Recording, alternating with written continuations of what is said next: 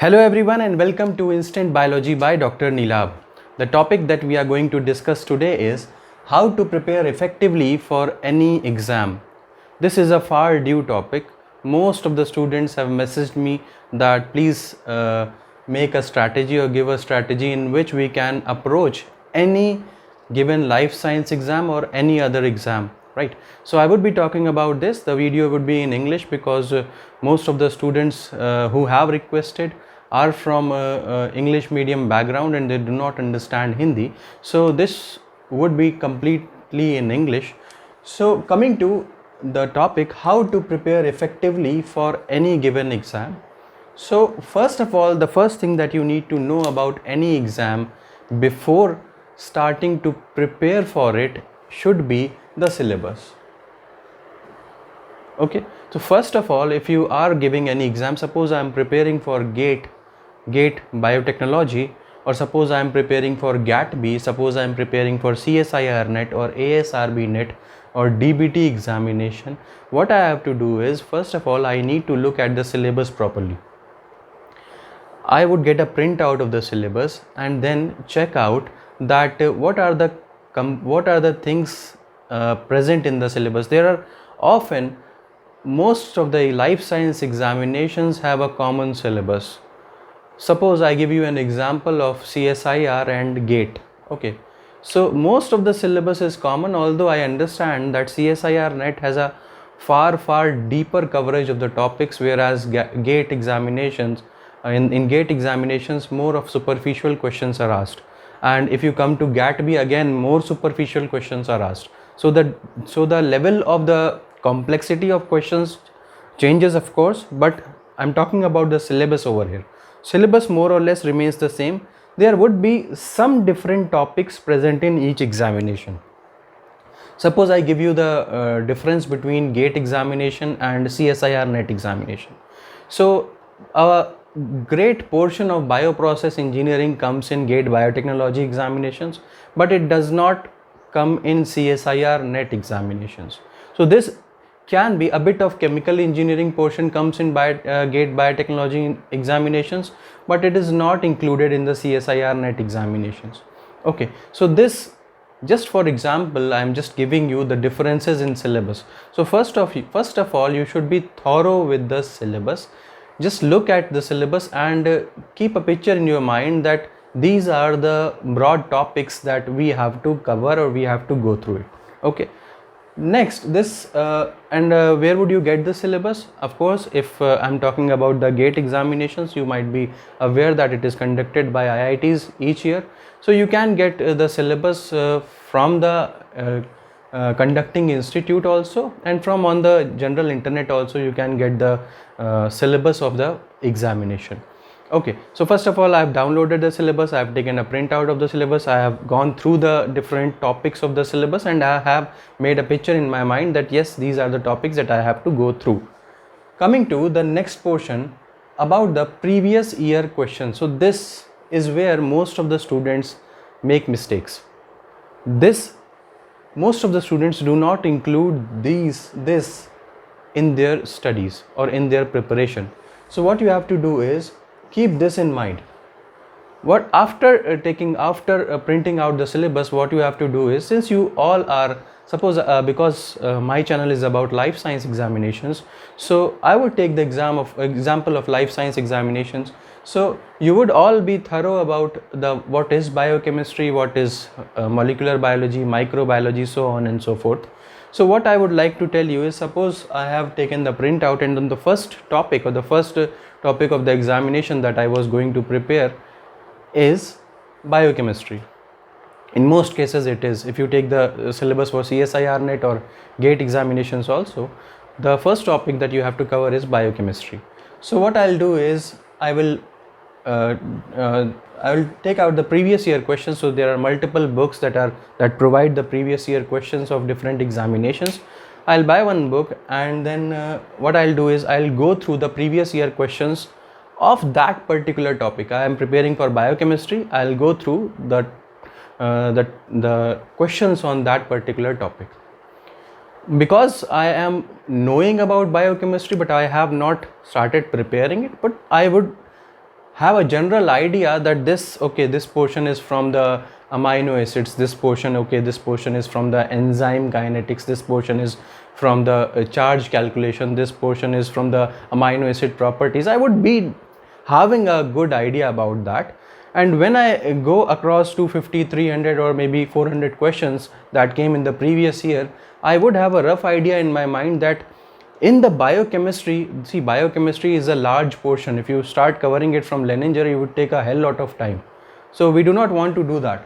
What we are doing is, we have gone through the previous year questions. Let us say I have gone through 400 questions. I now would have a brief idea in my mind that these are the important topics that are being asked each year, right? This is how I prepare for different examinations, or I prepared for different examinations, or qualified most of them. Okay, so then I would write it down, the important topics that I have to go through. For I would be doing this practice for each of the topics that I have to prepare.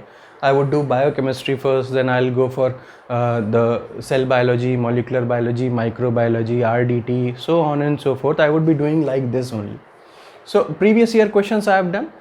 Another thing is, with the previous year question, I would be preparing my topic list. So as I gave you the example about biochemistry, I would prepare the topic list that yes, I have to prepare for the amino acid properties, then I have to prepare for titration, then I have to prepare for the charge calculation, then I have to prepare for the enzyme kinetics, and so on and so forth.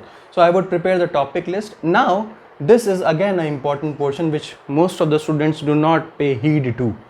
So decide time for each chapter.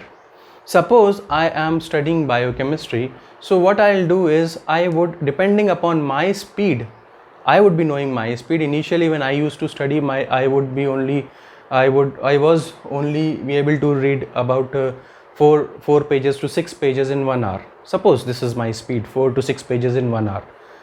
What I'll do is, depending upon my speed, what I'll do is, I'll decide the time stipulated for each chapter. Suppose I have said that I will complete entire biochemistry from whichever book. I'm not talking about the books as of now. I'll complete the entire biochemistry in, let us say, 10 days. Put pressure on yourself. Put pressure on yourself that I have to complete this entire topic in 10 days only. With this, because if you do not give yourself deadlines, if you do not give yourself a stipulated time, you won't feel pressure. I'm saying this because when you put pressure on yourself, then what will happen, you would keep away all the distracting things. So you would keep away your mobile phones, you will keep away the television, and you won't waste time in all these distractions. So this is very important. Most people do not think that studying in pressure does not help, but putting up pressure on yourself, giving yourself deadline, would keep you away from distractions, because you are knowing that I have to complete this biochemistry thing in 10 days only. So you will keep distractions away. Otherwise, if you think that I am preparing for biochemistry, I'll go on preparing for biochemistry, it won't help. You would take eternity for preparing that, and the examination will come. Okay, and you won't be able to prepare biochemistry only, leave the entire syllabus. Okay, so then decide time for each chapter. And when you are starting initially, when you have started preparing initially, keep small targets. Okay, keep small targets. And suppose I have started preparing today, I have started studying biochemistry, I won't put very high pressure on myself. I won't say that I have to do half of the topic today only. I won't do that, because with doing that I would lose interest. That would be like a burden on myself. I won't be able to complete that is for sure, because developing an understanding and developing an interest in a particular topic requires some time. So for developing that interest, for not feeling too much of burden, what I'll do is, I'll keep smaller targets for myself. Let us say today I'll think when I've started, I will start with 2 pages one day. Okay, for 2 days, suppose I started for two pages one day, and when I start feeling that yes, I have gained interest in my subject, in my chapter, then what I'll do is, I will build up, or I will increase my speed, and approach the topic in that way. Okay, so small targets initially I have told you. Next, another very important thing which most of the students forget, which most of the students do not understand, that you have to recall each day. Most of the students do not recall, they just go on studying and studying and studying. How I used to do it, when I have completed, or when I have studied one complete day, just before sleeping, what I did is, just before sleeping, what I did, for 15 to 20 minutes I closed my eyes just before sleeping. Suppose I am going to sleep at 12 o'clock, I'll lie down at 11:45, and for 15 to 20 minutes what I'll do is, I will think what I have studied today, what I have studied. I will keep a picture in my mind. Yes, this was what I studied. This was amino acid. This was the charge. This was how I calculated it. This was the things about the enzyme kinetics. I would just briefly connect everything, and then I'll go to sleep. So, what will this help? This will help in retaining whatever you studied for a long period of time. Initially, you would find it difficult that recalling each day. You would find it difficult initially, but yes, after 7 days, let us say, after 10 days, let us say, this would become a daily habit for you, and then you would be able to retain each and everything for a very, very long time. Remember this, I have tried this on myself. Coming to the next point, test yourself every 7 days. Okay, whatever you have studied, now what you have to do is go and solve the problems that are available in the books, that are available on the internet, for 7 days. Okay, suppose you have studied for 7 days, you have completed A, B, C, D, E topics. Now what you have to do is just go and test yourself by solving different questions. Do try to solve the previous year questions, which will give you an idea also, and which will prepare you also for the upcoming examination.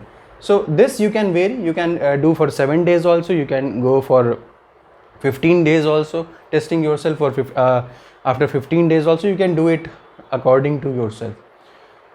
Another important thing is how to strengthen your preparation, or how to keep in mind most of the things that you study, is watch animations and good videos. See, science says that the more of the sense organs that you involve in studying, the more would be the recalling ability, or the more time it would be retained. Suppose you are watching animations, you are using your eyes, you are hearing also, you are doing each and everything, so that would be in your mind for a much longer time as compared to when you just read something. Okay, so watching animations, and then again there are several other videos that are present on the internet involving animations, or involving some very, very good and qualified teachers that talk about certain topics. You can make note of that, or you can study from that particular teacher, or you can watch the video from on the website of that particular teacher, so as to clear a particular topic. Do not hesitate to watch videos of different teachers, or different companies, or what you say, different videos in a broad way. Another important thing is for speedy revision. Most of the students ask that how should we revise? What is the method to revise more efficiently? So the most efficient way that I think I used to revise with was to draw diagrams. Not exact diagrams, but flow charts. Not everything I would write each and everything down. Suppose I have studied biochemistry. Let us say after 5 days, I am trying to recall each and everything. How would I recall it? I would write down the heading amino acid, and then I would write that yes, these are the basic amino acids, these are the acidic amino acids, these are the non-polar ones, these are the polar ones, this is the formula that I would use for charge calculation. This would be the formula that I use for enzyme kinetics. This is Michaelis-Menten constant. I would write down whatever I remember. Writing down increases your power to retain, or you can retain for a very, very long time. Furthermore, it also, using flowcharts and using diagrams, increases your way to link things. Okay, writing down won't help. You won't be able to link things. So with arrows, with diagrams, the students who are studying from me might be able to relate this, that how I used to write down things by linking each and everything. Okay, with this, while you are preparing for suppose molecular biology, you would also be able to recall the biochemistry portion, some microbiology portion can also come, some immunology portion can also come, and you can link up different things. Okay, so I usually give an analogy that your preparation is just like your preparation should be just like a spider net, spider web. Okay, and the insects that are coming are just like questions. So with the spider web, what you have to do is you have to catch all the insects. So your studies should be interlinked in such a way, or should be so well interlinked, that even if a question, a difficult question comes, your web catches it. Okay, so prepare so well that nothing goes out of scope. Okay, so this was my way of studying and revising. I hope this would be useful for you. Thank you so much and have a great day.